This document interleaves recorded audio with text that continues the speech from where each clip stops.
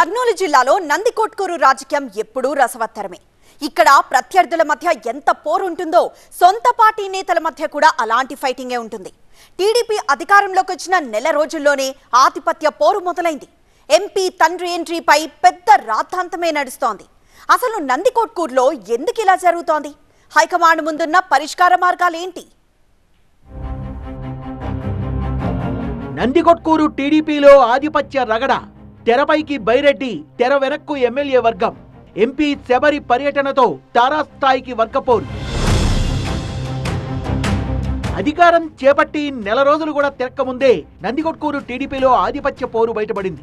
ఆధిపత్యం కోసం రెండు వర్గాల మధ్య ప్రచ్ఛన్న యుద్ధం మొదలైంది. వైసీపీ అధికారంలో ఉన్నప్పుడు బైరెడ్డి సిద్ధార్థరెడ్డికి, అప్పటి ఎమ్మెల్యే ఆర్థర్కి మధ్య విభేదాలు భగ్గుమనేవి. ప్రస్తుతం నందికొట్కూరు సమన్వయకర్త మాండ్ర శివానందరెడ్డి, మాజీ ఎమ్మెల్యే బైరెడ్డి రాజశేఖర రెడ్డి వర్గాల మధ్య పోరు తారాస్థాయికి చేరింది.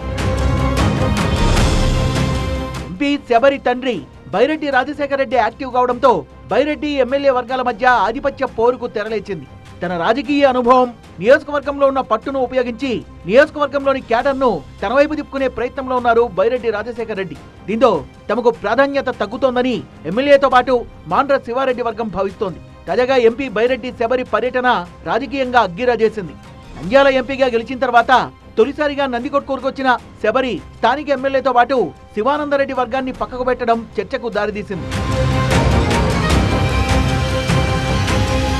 ఎంపీ శబరికి స్వాగతం పలుకుతూ నియోజకవర్గంలో భారీగా ఫ్లెక్సీలు, బ్యానర్లు ఏర్పాటయ్యాయి.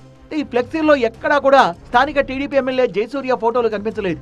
బ్యానర్ల విషయంలో టీడీపీ రెండు వర్గాల మధ్య దూరం మరింతగా పెరిగింది.